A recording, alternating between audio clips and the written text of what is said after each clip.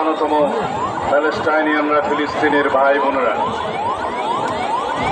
প্রথম বিশ্বযুদ্ধ এবং দ্বিতীয় বিশ্বযুদ্ধ পরবর্তী ইঙ্গো মার্কিন ষড়যন্ত্রের মাধ্যমে ফিলিস্তিন রাষ্ট্রের মধ্যে আশ্রিত এই ইসরায়েলিরা, তারা আজকে যারা মূল অধিবাসী ফিলিস্তিনিদেরকে উচ্ছেদ করে আপন দেশে তাদেরকেই পরবাসী বানাচ্ছে।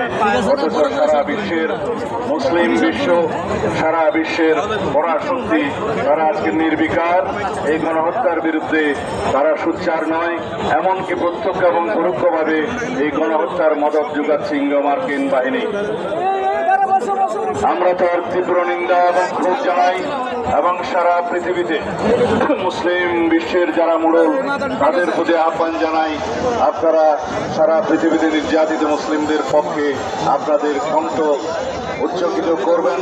আপনারা ব্যবস্থা নেবেন যাতে বিভিন্ন রকমের ষড়যন্ত্রের ফলে বিশ্বের পরাশক্তিরা যে ইসরায়েলের পক্ষে ভূমিকা রাখছে সেটা বন্ধ হয়। তাদেরকে অস্ত্র সরবরাহ যারা করছে তাদেরকে আপনারা বাধ্য করুন ইসরায়েলিদের হাতে যেন মারণাস্ত্র তুলে না দেয়। বিশ্বের সবচেয়ে নির্যাতিত এই এলাকায় যাতে আর কোনো গণহত্যা না হয়।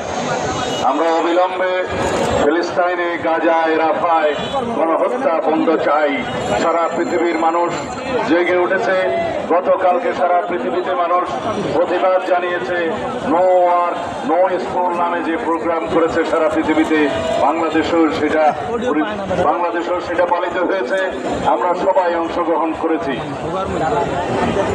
আজকে বাংলাদেশের ছাত্র সমাজের সবচাইতে প্রগতিশীল এবং ঐতিহ্যবাহী ছাত্র সংগঠন বাংলাদেশ জাতীয়তাবাদী ছাত্র দল কর্তৃক সারা দেশের শিক্ষা প্রতিষ্ঠানে যে প্রতিবাদ কর্মসূচি ইসরায়েলি গণহত্যার বিরুদ্ধে, বর্বর আগ্রাসনের বিরুদ্ধে আহ্বান করা হয়েছে, তার সফলতা কামনা করি এবং যারা অংশগ্রহণ করেছেন তাদেরকে ধন্যবাদ এবং কৃতজ্ঞতা জানাই।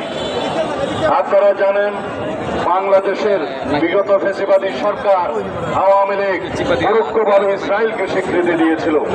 এভাবে তারা বাংলাদেশের পাসপোর্টে ইসরায়েল ব্যতীত সকল রাষ্ট্র দমনের যে নির্দেশনা ছিল সেখান থেকে ইসরায়েল শব্দটি রিমুভ করে দিয়েছিলেন, প্রত্যাহার করে দিয়েছিলেন।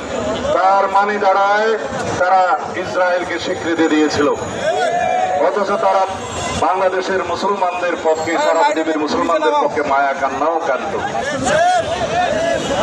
বাংলাদেশের বিরোধী রাজনৈতিক দলীয় রাজনৈতিক কর্মী এবং যারা ফ্যাসিবাদের বিরুদ্ধে আন্দোলন করেছে সকল গণতান্ত্রিক শক্তি, সামাজিক শক্তি সহ দেশের আপামর জনসাধারণের বিরুদ্ধে আড়ি পাতা যন্ত্রের মাধ্যমে